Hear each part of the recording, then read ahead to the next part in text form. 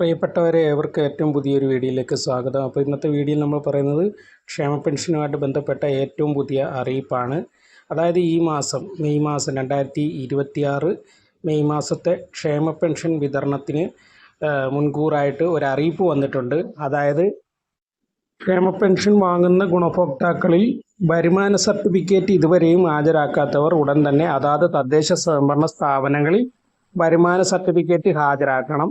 മറ്റൊരു കാര്യമെന്ന് പറഞ്ഞാൽ വിധവാ പെൻഷനും അവിവാഹിതരായ അമ്മമാർക്കുള്ള പെൻഷനും വാങ്ങിക്കുന്നവർ 60 വയസ്സ് കഴിയാത്തവർ പുനർവിവാഹിതരല്ല എന്ന് തെളിയിക്കുന്ന സർട്ടിഫിക്കറ്റ് എത്രയും പെട്ടെന്ന് തന്നെ തദ്ദേശ സ്വയംഭരണ സ്ഥാപനത്തിൽ ഹാജരാക്കണം. ഈ രണ്ട് അറിയിപ്പുകളാണ് ഇപ്പോൾ ഏറ്റവും പ്രധാനപ്പെട്ട അറിയിപ്പുകളായിട്ട് പറഞ്ഞിട്ടുള്ളത്.